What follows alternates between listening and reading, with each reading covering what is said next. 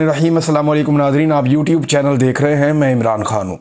सबसे पहले जो सैलाब की तबाहकारियाँ हैं उनके बारे में अब सूरत हाल सामने आ रही है। कुछ बड़े अफसोसनाक हक़ाइक़ सामने आए हैं।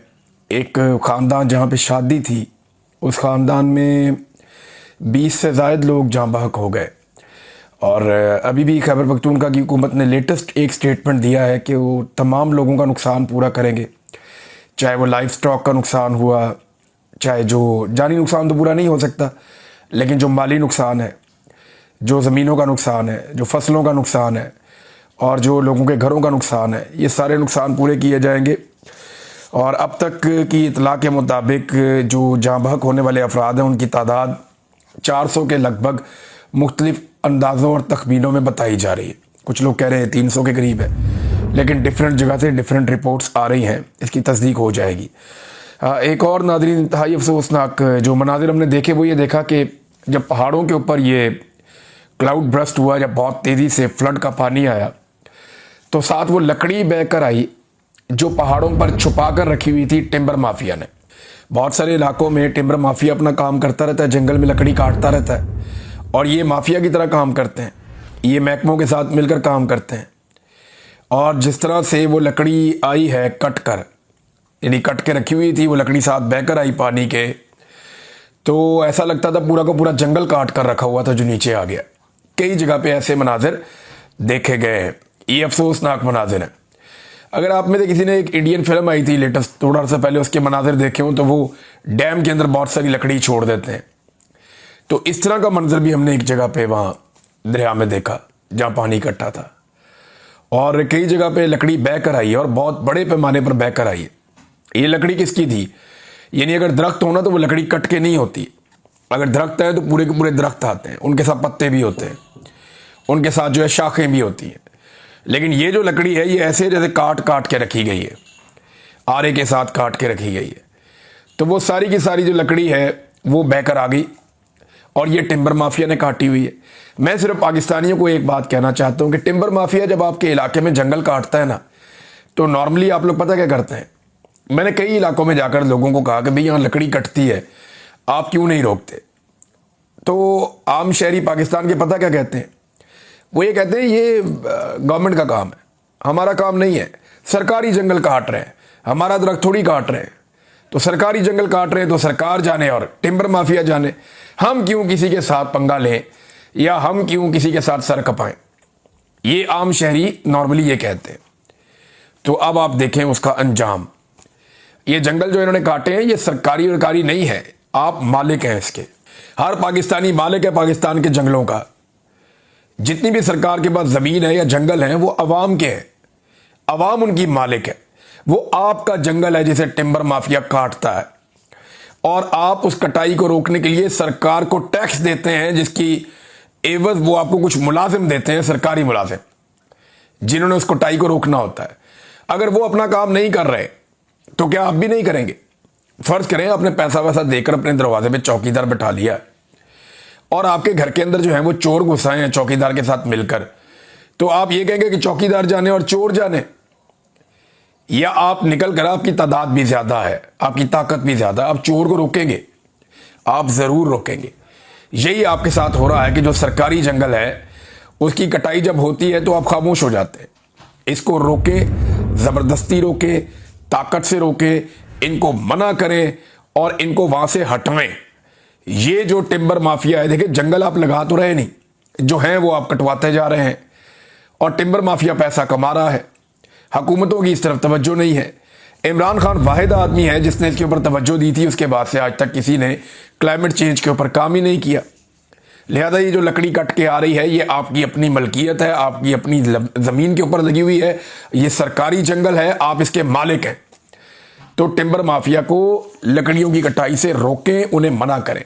ये ऊपर लकड़ी जमा करते रहते हैं और उसके बाद मुख्तलिफ तरीक़ों से अंधेरे में, मुख्तलिफ दिनों के हिसाब से, मुख्तलिफ तरीक़ों से लकड़ी निकाल निकाल के मार्केट में पहुंचाते हैं। तो ये अफसोसनाक सिलसिला बंद होना चाहिए। नाज़रीन, सुहेल वड़ाइच साहब ने एक कॉलम भी लिख दिया और इमरान खान साहब से कहा जी आप माफ़ी मांग लें। जो उन्होंने कहा था ये देखें आप। यानी मुझे हैरत होती है कि ये जर्नलिस्ट हैं, ये कैसी बातें कर रहे हैं। यानी इमरान खान को कह रहे हैं कि आप माफ़ी मांगें और आपको माफ़ी मांगनी चाहिए, उनको ये मशवरे भी दे रहे हैं कि कौम जो है ना वो एक और जुल्फ़िकार अली भुट्टो की मुतहम्मिल नहीं हो सकती। सुहेल वड़ैच कहते हैं कि कैदी जी, जान है तो जहान है, पाकिस्तान भुट्टो जैसा सानिया दोबारा नहीं देखना चाहता। अब ये एक धमकी है, ये एक धमकी है जो आसिम मुनीर से मुलाकात के बाद सुहेल वड़ैच के जरिए से लगाई गई है। इससे पहले भी कुछ टाउट्स इस्तेमाल किए जाते रहे मिलिट्री एस्टेब्लिशमेंट की जानिब से जो धमकियां लगाने का काम करते थे। अब उन्होंने एक बेहतर टाउट हायर किया है जिसके जरिए वो धमकी लगवा रहे हैं। इमरान खान खुद कह चुके हैं और बार बार कह चुके हैं वो जेल में मरने को तरजीह देंगे किसी भी डील पर। मैं आसिम मुनीर के सामने नहीं झुकूंगा, मैं इस शख्स के सामने सर नहीं झुकाऊंगा, ये इमरान खान साहब बार बार कह चुके हैं। अब सुहेल वड़ैच साहब उन्हें धमकी लगा रहे हैं कि भुट्टो वाला हाल कर देंगे, यानी आपको कत्ल कर देंगे। अगर आपने जान बचानी है तो जान है तो जहान है। और उन्होंने कहा कि हम सानिया दोबारा नहीं देखना चाहते, ना ही आपके करोड़ों हामियों को मायूसी बेबसी में धकेलना चाहते हैं। माफ़ी तलाफी से काम मुमकिन है तो ये फ़ौरन करके जेल से बाहर निकलना ही अमलियत पसंदी है। डियर कैदी जी, आप बार बार कहा करते थे यू टर्न अच्छे होते हैं, एक यू टर्न मुल्की इस्तेहकाम के लिए भी ले लें, अगले इलेक्शन तक चुप का रोज़ा रख लें। देखिए, इमरान खान ने यू टर्न लिया IMF के पास जाने के मामले में, एक दो और मामलात में भी लिए, लेकिन वो जो यू टर्न इमरान खान साहब ने लिए वो उन्होंने कौम के लिए लिए थे उस वक्त और अपने मौक़िफ़ से पीछे हटे थे। लेकिन इमरान खान एक बात और भी कहता था जो सुहेल वड़ैच साहब भूल गए। इमरान खान ने कहा था कि मैं अपने मकसद तक पहुंचने के लिए यू टर्न ले सकता हूं, लेकिन अपने मकसद पर यू टर्न नहीं ले सकता। अब इमरान खान ये कहते हैं कि पाकिस्तान की एस्टेब्लिशमेंट से जो हकीकी आज़ादी है वो पाकिस्तानी कौम को दिलवानी है, ये उनका मकसद है। इस तक पहुंचने के लिए तो वो यू टर्न ले सकते हैं, लेकिन इस मकसद से क्या वो यू टर्न ले सकते हैं? होगा क्या अगर इमरान खान साहब माफ़ी मांग लेते हैं? देखें, ये नवाज शरीफ की ख्वाहिश है, नवाज शरीफ को इस बात का पता है, उसकी बेटी को भी पता है कि अब वो इमरान खान जितने मकबूल कभी नहीं हो सकते, ना कभी माजी में रहे, ना आइंदा कभी हो सकते हैं। तो उन्हें एक बात का आइडिया है कि हम तो वहां नहीं पहुंच सकते, उसको नीचे खींचो, इमरान खान से कोई ना कोई माफ़ी मुफी मंगवाओ, कोई एक आधा कागज़ का टुकड़ा हमारे पास हो, इसको लेकर हम दुनिया को बताएं जनाब हम भी वैसे ही इतने बुरे हैं और इमरान खान भी वैसे ही है। अगर हम बुज़दिल हैं तो इमरान खान भी दिलेर नहीं है। अब ये वो सारी कहानियां आवाम को सुनाने के लिए, अपने आप को रेलिवेंट बनाने के लिए इमरान खान को नीचे खींचना चाहते हैं। खुद तो ऊपर नहीं जा सकते, लेकिन उन्होंने हल यह निकाला कि इमरान खान को नीचे ले आए। अगर इमरान खान ने माफ़ी मांग ली तो ये सच्चे दिल से माफ़ी क्या होती है, यानी इसका पैमाना क्या है? Army chief field marshal Asim Munir को कैसे पता चलेगा कि ये जो माफ़ी मांगी है ये सच्चे दिल से है या नहीं है? उसका क्राइटेरिया क्या होगा? क्या बावजू होकर कोई ख़ास तरीक़ाकार करके, कोई सच्चे दिल से खुशबू खुजू के साथ, वो कैसे पता चलेगा कि ये जो माफ़ी मांगी गई है ये सच्चे दिल से माफ़ी मांगी गई है या झूठे दिल से माफ़ी मांगी गई है? एक तो ये मुझे बहुत अजीब लगता है जो ये बात की जाती है। दूसरा, अगर इमरान खान साहब इस मामले में एस्टेब्लिशमेंट से हार जाते हैं, फ़र्ज़ करें, तो क्या होगा? होगा ये कि अगले कुछ अरसे तक के लिए, या हो सकता है एक लंबे अरसे तक के लिए, अवाम के अंदर से ये ख्वाहिश या उम्मीद दम तोड़ जाए कि जनाब एस्टेब्लिशमेंट को शिकस्त दी जा सकती है, या एस्टेब्लिशमेंट से जान छुड़ाई जा सकती है, या एस्टेब्लिशमेंट के जुल्म से बचा जा सकता है। हो सकता है लोगों में ये उम्मीद दम तोड़ जाए और इस वक्त एस्टेब्लिशमेंट को यही चाहिए कि पाकिस्तान की अवाम ये सोचना भी बंद कर दे कि किसी दिन वो पाकिस्तान की एस्टेब्लिशमेंट को अपने ताबे कर लेंगे। अब इसमें सुहेल वड़ैच साहब ने जो कॉलम लिखा वो तो आपके सामने, मैंने आपको बता दिया कि वो मशवरे दे रहे हैं, साथ धमकियां भी पहुंचा रहे हैं। लेकिन ये सुहेल वड़ैच साहब का पुराना तरीक़ाकार है, ये एस्टेब्लिशमेंट के आज की दासी नहीं है, ये एस्टेब्लिशमेंट की आज से गुलामी नहीं कर रहे, ये बहुत पुराने एस्टेब्लिशमेंट के मुती हैं, ये बहुत पुराने एस्टेब्लिशमेंट के चाहने वाले हैं।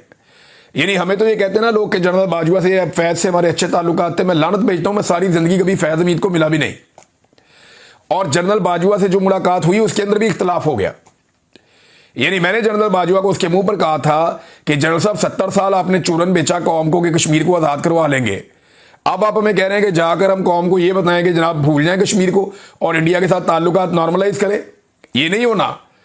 फिर मैंने उन्हें कहा, मैंने कहा ये जो आपने बनाई तरीके लब्बैक के बारे में, मैंने कहा ये लाहौर से लेके पिंडी तक ये जो आपने खेल खेल दिया है ना, ये आपको किसी दिन पता चल जाएगा जो ये आपके साथ करेंगे। और आप हमें चाहते हैं कि हम जाके इनसे लड़ें, तो आप क्या करेंगे? आपको ये फैसला खुद करना पड़ेगा कि आपने कौम के साथ ये क्या किया। ये चीज़ें मैंने उनके सामने रखी थी। तो मेरी तो जनरल बाजवा से जो मुलाकात हुई, एक दो मुलाकातें, वो भी इसी तरह की थी, कोई अच्छी मुलाकातें नहीं थी, बदमज़ा वाली थी। जनरल फैज़ से मैं सारी ज़िंदगी मिला ही नहीं। अब आप अंदाज़ा करें कि सुहेल वड़ाइच साहब जो खुद को एक न्यूट्रल सहाफ़ी कहते हैं, ये ज़रा जनरल बाजवा और जनरल फैज़ के बारे में क्या कहते थे, ज़रा ये भी आप सुन लें। जब जनरल बाजवा को एक्सटेंशन दी गई तो सुहेल वड़ाइच साहब ने लिखा कि बिलाखिर पाकिस्तान की पायदार तरक्की का रास्ता हमवार हो चुका है, क्योंकि तारीख के तालिब इल्म और तरक्की के ख्वाहां जनरल कमर जावेद बाजवा को मजीद 3 साल के लिए आर्मी चीफ बना दिया गया है।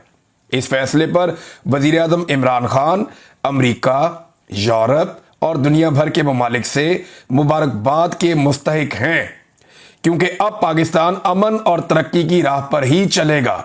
अंदाजा करें, यही सुहेल वड़ाइच हैं जो जनरल बाजवा की शान में भी कसीदे पढ़ा करते थे और उनके बारे में और क्या कुछ कहा करते थे। यानी इन्होंने, ज़रा ये जुमले आप सुने, आपकी जो है ना, आपका ईमान ताज़ा हो जाएगा। उन्होंने कहा कि तारीख का शऊर रखने वाले जनरल कमर जावेद बाजवा ना अफगानिस्तान में खाना जंगी चाहते हैं और ना ही भारत के साथ जंग। सो दुनिया भर के अमन पसंदों के लिए जनरल बाजवा की तकर्री एक खुशखबरी है। जब जनरल बाजवा की एक्सटेंशन की अफवाहें गर्म थी तब ISI के सरबराह जनरल फैज हमीद ने ओहदा नहीं संभाला था, मगर जहां 4 सीनियर तरीन जर्नलों के मुस्तकबिल पर सवालिया निशान लगा है, वहीं जनरल फैज हमीद जैसा आयरन मैन जनरल बाजवा की मावनत जारी रखेगा और जनरल कमर जावेद बाजवा की 3 साला मुद्दत मुलाजमत में तोसी के बाद अगर वो अगले आर्मी चीफ के लिए सबसे ताकतवर उम्मीदवारों की दौड़ में शामिल हो चुके हैं। यानी वो ये कह रहे हैं कि अब फैज हमीद जो है वो अगले आर्मी चीफ आ रहे हैं। उसके अलावा और भी तारीफें की, तरह ये भी सुने आप।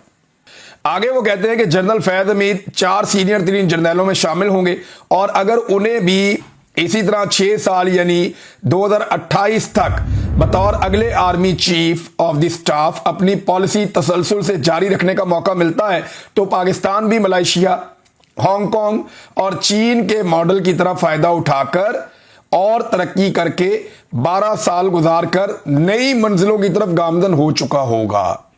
यानी ये कह रहे थे कि पाकिस्तान चाइना बन जाएगा, मलेशिया बन जाएगा, हांगकांग बन जाएगा अगर जनरल बाजवा ने ये 3 साल निकाल दिए। उसके बाद जनरल फैज हमीद को आर्मी चीफ बनाया गया और उसने भी 6 साल निकाल दिए तो पाकिस्तान हांगकांग बन जाएगा। कमाल कर देगा पाकिस्तान तरक्की का। पाकिस्तान जो है वो एक बेहतरीन मॉडल पाकिस्तान तरक्की का अपना लेगा। ये जो कल कहानी सुना रहे थे जनरल आसिम मुनीर साहब की कि इनके पास 10 साला मनसूबा है, 5 साला मनसूबा है। अब ये कह रहे थे कि जनरल अयूब ने पायदार तरक्की, मुआशी तसलसल और सियासी इस्तेहकाम का 10 साला मॉडल बनाया और फिर इसे चलाया, डैम बनाए और पाकिस्तान को मलेशिया और जनूबी कोरिया की सतह पर ले जाने ही वाले थे कि अदम इस्तेहकाम हो गया, सियासी अदम इस्तेहकाम हो गया। ये शख्स बहुत पुराना जर्नैलों का मोती है, बहुत पुराना जर्नैलों के साथ खुशामद करने वाला है। मैं सुहेल वड़ाइच साहब के बारे में ये कहना नहीं चाहता था, लेकिन जो भी डिक्टेटर आता है परवेज मुशर्रफ से लेकर अब तक, सुहेल वड़ाइच साहब ने दबा के इनकी तारीफें की और इनकी गेम उठाई और इनके कसीदे पढ़े और फिर वक्त आने पे ये इनकलाबी भी बन जाते हैं। कॉलम में 2 लाइनें शामिल करके ये इनकलाब के अंदर अपना नाम भी लिखवा लेते हैं। इस आदमी ने सबसे ज्यादा पूरी दुनिया का ट्रेवल किया है अपने सहाफ़ी होने का फायदा उठाकर। बहुत ट्रेवल किया है दुनिया का, मौजा ही मौजा। कभी एक छोटी सी कुर्बानी भी इन्होंने नहीं दी, कभी भी। जमहूरियत की खातिर हो जाए, सहाफत की खातिर हो जाए, इंसानियत की खातिर हो जाए, तो इन्होंने अपनी मौज मस्ती में जिंदगी गुजारी है और इन्हें यह लगता है कि मौज मस्ती ही जिंदगी है। यानी इमरान खान जो कुर्बानी दे रहा है उन्हें लगता है कि ये तो बेवकूफ़ी है।